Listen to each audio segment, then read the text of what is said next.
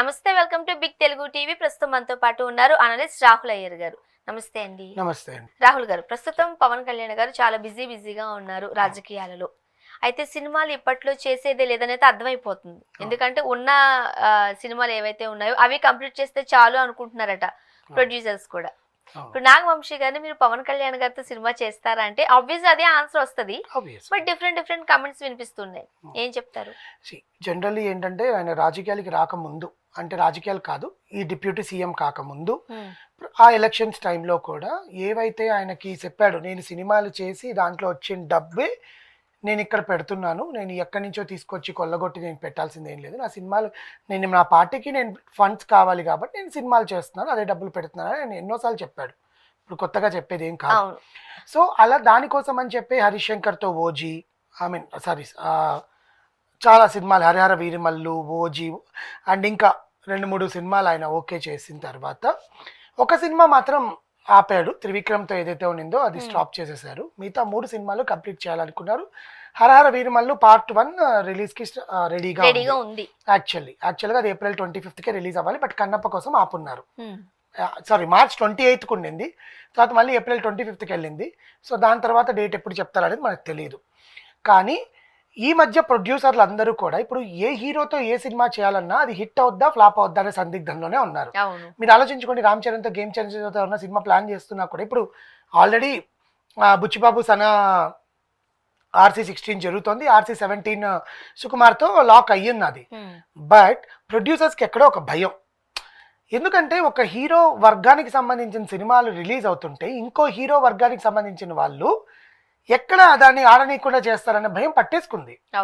అది ఇప్పుడు చిన్న సినిమాలకు అనుకోండి, అది లేదు. ఇప్పుడు mad square, Robin Hood, Ram Pothineni సినిమాలు, ఇవన్నిటికీ ఏముంది, అందరు కలిసి చూస్తారు. ఒక నలుగురు ఐదుగురు కూడా కాదబ్బా, ముఖ్యంగా రామ్ చరణ్ గారు, అల్లు అర్జున్ గారు, ఎన్టీఆర్ గారు, ప్రభాస్, మహేష్, వీళ్ళ సినిమాల మధ్య పోటీ ఉంటుంది. ఎవరో ఒక 2-3 మధ్య మాత్రం ఒక కోల్డ్ వార్ నడుస్తుంది. కానీ మిగతా వాళ్ళ సినిమాలు అన్ని బాగా ఆడుతున్నాయి. ఇప్పుడు మన కోర్ట్ ఎంత సూపర్ డూపర్ హిట్ అయింది. చిన్న సినిమా. అసలు కిరణ్ అబ్బవరం ఎక్కడి నుంచి వస్తాడు, అలా వచ్చి అలా రాకెట్లా దూసుకొని వెళ్ళిపోతుంటాడు కిరణ్ అబ్బవరం. రామ్ కి అంత పెద్ద హీరోలు అందరూ వచ్చి కూడా ఆయనకు అలా చెప్తారు. ఇప్పుడు పెళ్లిగాన్ ప్రసాద్ అని బ్రహ్మానందం గారు కూడా మనం వెళ్ళి సప్తగిరి హీరోగా నటించిన పెళ్లిగాన్ ప్రసాద్, SKN ప్రొడక్షన్స్, ఆయన బేబీ సినిమా ప్రొడ్యూసర్.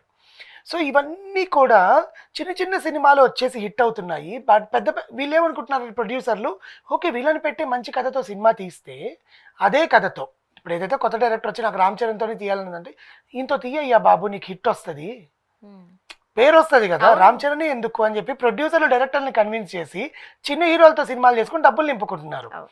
అదే కదా నాగవంశీ స్ట్రాటజీ. మ్యాడ్ ఎప్పటి మ్యాడ్ అండి, అసలు ఎట్లా హిట్ అయింది 2022. ఇప్పటికీ ఓటీటీలో దాన్ని బాగా చూస్తారు. ఇప్పుడు 2025లో మ్యాడ్ స్క్వేర్ వచ్చేసింది, రేపు రిలీజ్కి ఉంది. March 28కి రిలీజ్ అనమాట మ్యాడ్ స్క్వేర్. రాబిన్ హుడ్తో పోటీగా రిలీజ్ ఉంది. దాని సందర్భంలో నాగవంశీ గారు వీళ్ళంతా ప్రమోషన్స్ ఇస్తూ పోతున్న టైంలో నాగవంశీ గారు ఎన్నో సినిమాలు తీశారు. సితారా ఎంటర్టైన్మెంట్స్, దూకుడు, ఆగడు, అన్ని సితారా ఎంటర్టైన్మెంట్స్, హలా వైకుంఠపురంలో కూడా హలా వైకుంఠపురం ఆసిరియన్ ఆర్ట్ క్రియేషన్స్, చాలా నాగవంశీ గారి సినిమాలు, ఎన్టీఆర్తో తీసిన సినిమాలు, అల్లు అర్జున్తో తీసిన, దే ఆర్ వెరీ బిగ్ బడా ప్రొడ్యూసర్స్. వాళ్ళు ప్రొడ్యూసర్గా ఎంటర్ అయితే సితారా ఎంటర్టైన్మెంట్స్ వాళ్ళు మంచిగా చూస్తారు. ఆ ప్రొడక్షన్కి ఒక వాల్యూ ఉంటుంది, ఎక్కడికి పోవు డబ్బులు, ఫ్లాప్ అనేది లేదు. సార్ మీరు ఇంత హిట్లు ఉన్నాయి కదా, మ్యాడ్ స్క్వేర్ స్టోరీ ఎలా, ఇట్స్ ఎ కామెడీ మూవీ, దాంట్లో స్టోరీ లైన్ ఎలా ఉంటుంది? బికాస్ అప్పుడు కూడా కాలేజ్లో ఒక గ్యాంగ్ చేసిన అల్లరిని స్టోరీ తీసుకున్నారు. దీంతో వాళ్ళు డబ్బులు ఇప్పుడు సేమ్ స్టోరీ లైన్ తీసుకుంటున్నారా అంటే, మా స్టోరీ లైన్ చాలా సింపుల్గా సిల్లీగా ఉంటుందండి. మేము కడుపుబ్బా నవ్వించాలి. సమ్మర్లో ప్రేక్షకులు ఎగ్జామ్స్ అన్నీ అయిపోతాయి, degree exams, inter exams, 10th exams అన్నీ అయిపోతాయి, హ్యాపీగా వచ్చి కూర్చొని థియేటర్లో కడుపుబ్బా నవ్వాలి. ఇక్కడ ఇంకొక మార్కెటింగ్ స్ట్రాటజీ వాడారు మన నాగవంశీ గారు. ఏం వాడారు, మీరు ఒకవేళ పొట్ట చక్కలయ్యేలాగా నవ్వకపోతే మీరు కొన్న టికెట్కి డబ్బులు వెనక్కి ఇచ్చేస్తాను అన్నాడు. అంటే అప్పుడు నాని ఏమో నా సినిమా చూడొద్దు అన్నాడు, హిట్. అవును. తర్వాత దిల్రుబా ఏమో నా సినిమా కథ ఏందో చెప్తే నేను బైక్ ఇచ్చేస్తాను అని చెప్పారు. ఇప్పుడు ఈయనేమో టికెట్ డబ్బులు వెనక్కి ఇచ్చేస్తాను అంటున్నాడు. పిచ్చోళ్ళు ఉంటారు కదా, సినిమా బాగున్నా కూడా టికెట్ డబ్బులు వెనక్కి కావాలి, మీ సినిమా నచ్చలేదని చెప్పి ఉండరు కదా. ఆయన ఎందుకు ఆ స్టేట్మెంట్ ఇచ్చాడో మనకు అర్థం కాల. బికాజ్ ఆయన స్ట్రాటజీ ఎంత ఉందో. సినిమా మీద కాన్ఫిడెన్స్ ఉండొచ్చండి, బట్ టికెట్ డబ్బులు వెనక్కి ఇచ్చేస్తాము అంటే సినిమా చూసినోడు కూడా వెళ్ళి మాకు నచ్చలేదు, మాకు టికెట్ డబ్బులు వెనక్కి ఇచ్చేయని కమెంట్ చేస్తాడు కదా. ఇవ్వర్లేండి జనరల్. అట్లా అనుకుంటే 199 మందికి సినిమా ఒకరికి నచ్చకపోతే వాడి ప్రాబ్లమా సినిమా ప్రాబ్లమా? బట్ వాళ్ళ ఆ మ్యాట్ స్క్వేర్ మీద ఇప్పుడు వచ్చిన 3 సినిమాల్లో Robin Hood, mad square hit మీద మ్యాట్ స్క్వేర్ మీద ఎక్కువ ఉంది అంచనాలు. బికాస్ ట్రైలర్ అల్లరి చేసేసింది, యూత్ కు బాగా దగ్గర అయింది. రాబిన్ హుడ్ అంటారు, నాకు తెలిసి శ్రీలీల కోసం సినిమా చూస్తారండి, అమ్మాయి డాన్సుల కోసం పక్కా, ఆ క్యూట్ ఎక్స్ప్రెషన్స్ తోటి. And Venky Kudumula direction. Next hit పరదాలో వస్తున్న ఫ్రాంచైజీలో Nani production plus Nani hero 2. So చూద్దాం అది ఎలా ఉంటుందా అనేది.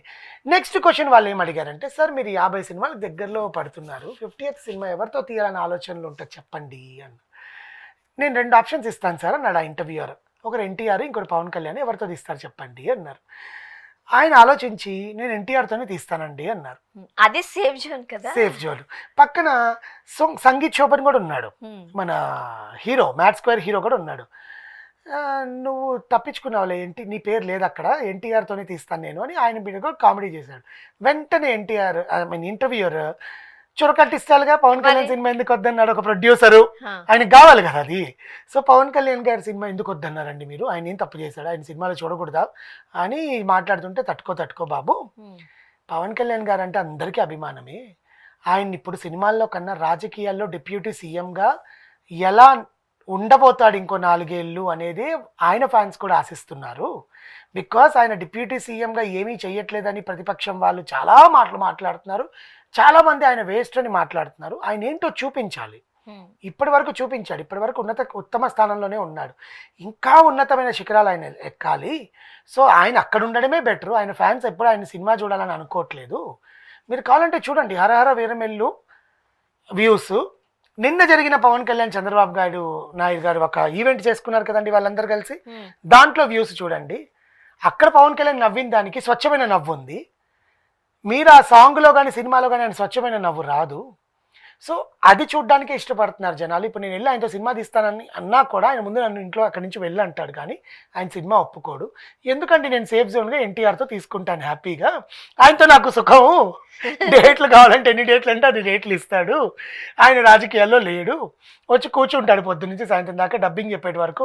దాంట్లో ఆయనే పాట పాడుకుంటాడు, ఆయనే డాన్సులు వేసుకుంటాడు, ఆయనే ఆర్టిస్టులందరినీ ఫోన్లు చేసి పిలుచుకుంటాడు. ఆయనంత ఫ్లెక్సిబుల్ ఉంటారు. నేను ఆయనతోనే సినిమా చేస్తాను అని చెప్పారనమాట నాగవంశీ గారు.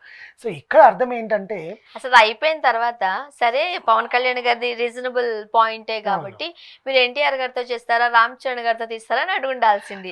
అది టఫ్ క్వశ్చన్ అయ్యిండే. అప్పుడు కూడా ఆయన ఎన్టీఆర్ అని ఒప్పుకునేవాళ్ళు. Generally Ram Charan is not a flexible అండి, అందరూ చెప్తారు. All producers will say Ram Charan is not flexible. Sets లోకి వచ్చిన తర్వాత ఈజ్ ఏ ఫ్లెక్సిబుల్, సెట్స్ తర్వాత ఆయన ఫ్లెక్సిబుల్ కాదు అంటారు. యా, సో మీరు చూడండి కావాలంటే ప్రూఫ్స్ అందరికీ ఉంటాయి. ఇప్పుడు RRR ఇంటర్వ్యూస్ అన్ని చూసారా, దాంట్లో ఎన్టీఆర్ ఎంత ఫ్లెక్సిబుల్ ఉంటాడు, రామ్ చరణ్ ఎంత ఫ్లెక్సిబుల్ ఉంటాడు అంటే అలా అనిపిస్తాడేమో, ఏమో మరి, అంటే తక్కువ మాట్లాడతారు మరి. కానీ ప్రొడ్యూసర్లకు ఎన్టీఆర్ తో తీయాలనే ఉంటదండి, మీరు ఎవరినైనా అడగండి. ఆయన సెట్స్ లోనే నవ్విస్తారు, అంటే అది ఒక పాజిటివ్ వైబ్, స్కూల్ కి వెళ్ళి వచ్చినట్టుగా ఉండదు, ఏదో పిక్నిక్ పార్టీకి వెళ్ళినట్టు ఉంటది, ఒక పాజిటివ్ వైబ్ ఆయన ఉంటే. సో ప్రొడ్యూసర్స్ కి ఎన్టీఆర్ తో తీయాలనే ఉంది సినిమా, అందుకనే పవన్ కళ్యాణ్ తో తీయనన్నాడు నాగవంశీ గారు. Thank you.